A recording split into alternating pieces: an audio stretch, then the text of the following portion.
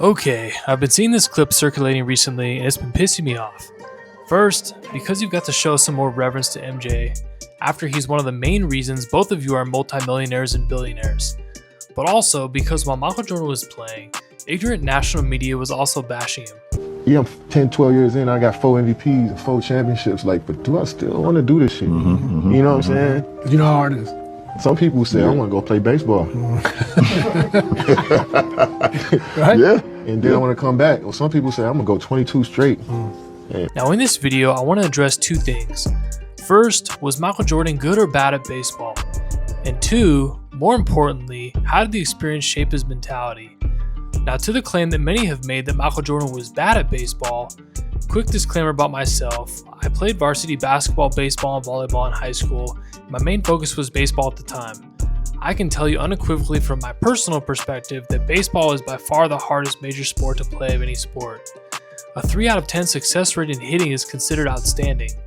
There are in fact hundreds of Major League Baseball players right now hitting under 250 and getting regular playing time in MLB. There was a prospect for the Padres named Ethan Salas who was ranked a top 5 prospect in baseball last year and was hitting 206 in 2024. And this year is down to 188 and is still pretty highly ranked.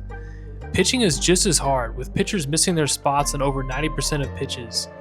If any of you doubt how hard baseball is and you're a great athlete, go out and throw a football to your friend, go shoot some 3-pointers, go spike a volleyball, go kick a soccer ball, and then go to the batting cage and hit 95 miles an hour. Let me know which one you have the least success with. Now imagine leagues where everyone in the league is 22 to 24 years old and has been playing baseball year-round since they were 8 to 10 years old. They have dedicated their whole lives to this. So let's talk quickly about Michael Jordan's development process. He played Little League and high school baseball, and he actually led his JV team in hitting at .433 his junior year, but he was not allowed to play his senior year due to questions about his eligibility for playing in a basketball all-star showcase.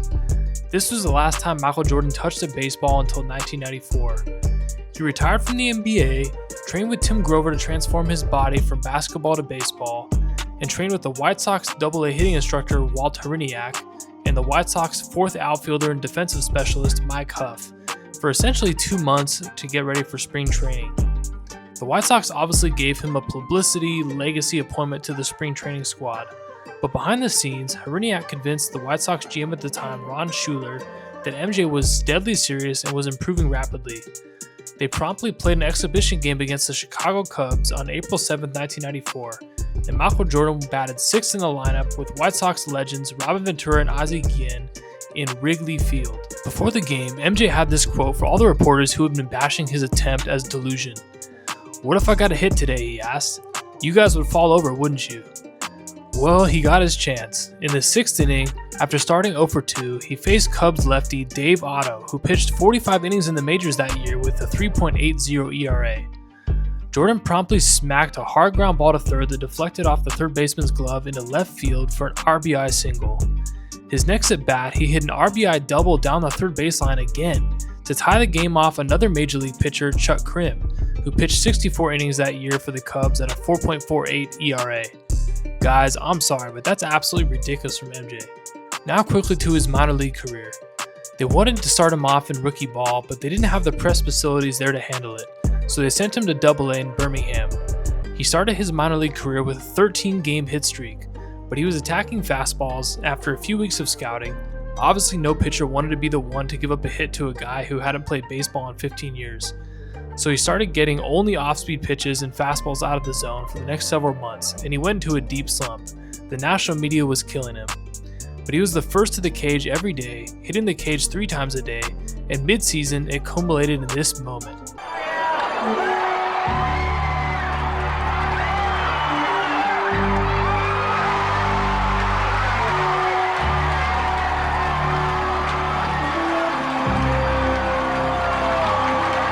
Again guys, that is just ridiculous. Around this time, he started really liking the mental approach to hitting when guys were on base. He felt pitchers didn't want to walk him, so he was more likely to see something in the zone, and he was able to slap the ball to move the runner along and often beat it out with his excellent speed. This led to a stunning 51 RBIs, which was 4th on a team which produced 20 future major leaguers. He was second on the team with 30 stolen bases and somehow finished with 3 home runs. Granted, his average wasn't great at 202, but still.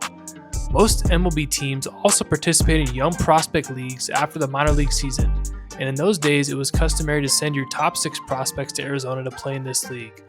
The White Sox sent Jordan, and he promptly hit .252 against the other top prospects in the game. His debut game in the Arizona League was a microcosm of his first year in the minors, with obvious talent but much inexperience. The San Diego Tribune reported on it saying, "It was an up-and-down fall league debut for Jordan. He had an infield hit his first time up, but promptly was picked off. His second time up, with runners on second and third, he popped up. In the 5th inning, he committed 2 errors in left field to help Tempe score 4 runs. But he followed up with a hard single in the 6th, then a single to drive in, tying and winning runs in the 7th, and another single in the 9th after he was brushed back. His line, 4 for 5, 2 RBIs, 2 errors, and a base running mistake." Now, he was slated to be promoted to AAA the following year, and yes, we can admit it was probably half for his improvement, half for a publicity stunt. But with the baseball strike looming, MJ felt he couldn't betray his fellow players by crossing the picket line to be a replacement player. So he joined the strike and refused to play. Facing the reality of the situation and closely monitoring the championship aura that he had developed for the Bulls rapidly fading, with his now 1 year removed from the team and they have a losing record at the All-Star break, he decided to end the baseball journey and return to the NBA. I remember one night watching the game, and they were up 6 or 7, and Michael said the way the game was going, he goes, "They're not going to win." And I was just sitting there kind of half paying attention. He goes, "What they need isn't there." And I didn't quite follow him, and he was talking about himself. 10-point lead for the Knicks. And again, I want to reiterate to those of you who continue to propagate the myth that the Bulls did amazing without Michael Jordan. Yes, they had a good first year with, as Steve Kerr said, "We enjoyed the relaxed vibes without MJ, but still had the championship standards he had put in place." It wasn't the previous season where we had the residual effect of the championships and the foundation and the core group. We were kind of a mess the next year. We weren't that good. So when Michael came back, it gave us new life. It's like, wait a second, we can do this again. That second year, they were only 3 games above 500 when MJ returned, and they went 13-4 with him in the lineup, climbing to the 5th seed before losing to the Orlando Magic. So to answer the question, was Michael Jordan good or bad at baseball? I'll let Terry Francona, his manager, share his opinion. I can't believe he actually hit 202, and he drove in 50 runs. We had a lot of good prospects that didn't drive in 50 runs. In my opinion, with 1,500 at-bats, he'd have found a way to get to the major league. And here's what Jerry Reinsdorf, Chicago Bulls and White Sox owner, felt. He last played baseball in high school at 17, and at the age of 31, he was playing in AA. We should have started him in A-ball, but the press accommodations weren't adequate. So 14 years later, he competed in AA and hit over 250 in the Arizona Fall League. If he had played another year, I really believe he would have made the major leagues. That's just absolutely crazy, guys. So I hope that debate is settled, that he turned himself into a legitimate low-level minor league baseball player with potential major league upside. Now to the part of the story that I love on this channel, what it did to his mentality. Now, in case any of you didn't watch The Last Dance, the main 2 reasons that Michael Jordan left the NBA and tried baseball in 1994 was that he felt sick and tired of being the most popular and sought-after athlete in history, and he wanted more time out of the limelight. The other reason was his father, who was a semi-pro baseball player in his day and absolutely loved the sport, and he really wanted MJ to try it. He unfortunately was murdered by 2 armed robbers earlier that year. So I really want to focus on these 2 reasons and the mental growth that MJ had through this process. In 1993, he wins back-to-back championships, an Olympic gold medal, and he has already been crowned by everyone at the time as the greatest basketball player that ever lived. He has summited all his challenges, he has nothing left to prove, and he has lost the motivation because there was nothing left to chase. When you're the best at something for so long, you start to forget about the processes and steps to get there. I'm sure you all have experienced this at some point in your life.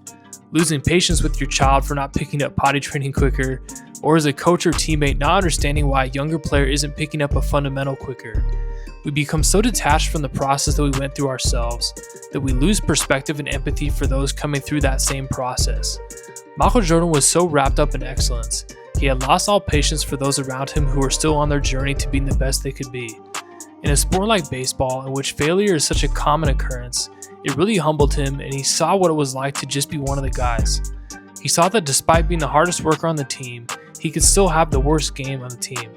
And despite this, his teammates remained supportive and treated him like one of the guys. He really enjoyed this camaraderie and really opened up his eyes to team dynamics and patience. He has talked about the fact that this radically changed his mentality upon returning to the NBA with many new teammates on the Bulls. He realized that the real motivation and pursuit in sports was about perfecting your craft. In The Last Dance, he referred to it as craftsmanship. He talked about how the 1998 championship might have been his favorite because of how he was able to use his mind as well as his body. So in this sense, I think the baseball experience really helped him and gave him great perspective. Like I said, this can also really apply to us as well. If you guys find yourself losing patience with people you're trying to teach and improve, remember, you are one day in their place working on your own journey. The last part that was really beautiful of Michael Jordan's decision was honoring the dream of his father.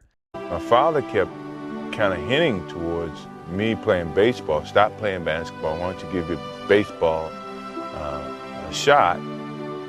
Because that's what he actually got me started playing. When I was 6 years old, I played baseball. And he felt that I could play baseball and do it with the same conviction and attitude that I played basketball.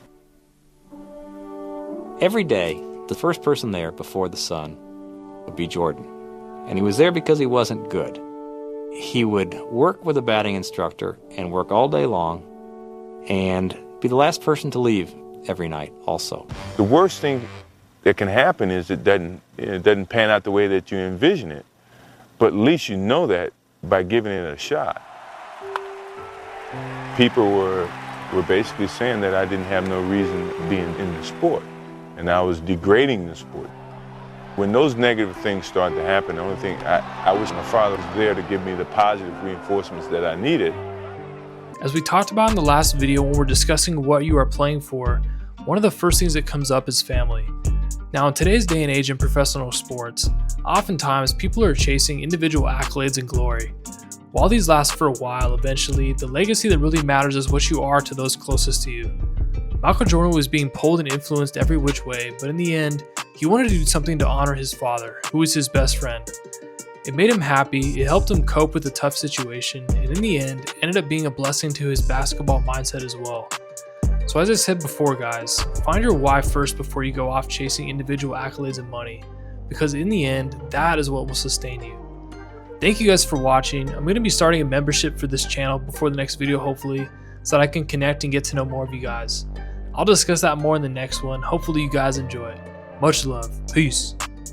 If you think about the consequences, pro or con, you make the right decisions that you feel is the right decision. Now, all the decisions I made, other people may view to be not the right decisions from their perspective. But for me to go play baseball, and everybody says, "Oh, it was a failed opportunity to play baseball," you know, that's what they think.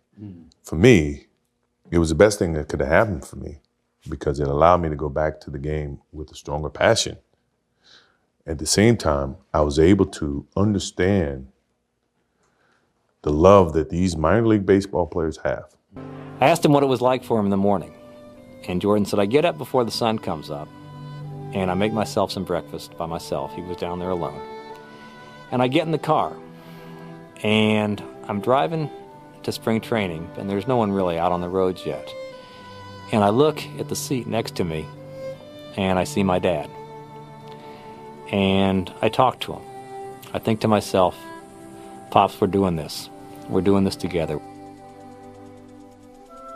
And the day would end, and he would say to the batting instructor, can we do a little more? I think I'm getting this. I think I'm learning this. I think I'm getting this. And that's when Sports Illustrated put him on the cover, saying that Michael Jordan has embarrassed baseball. And as I would watch him there every night as the sun was going down and the other ball players had left, and I would see this guy working to get better, Michael Jordan working to get better, I couldn't help thinking that if you ever have children, you ought to pray that they grow up someday to embarrass you like this. Michael Jordan.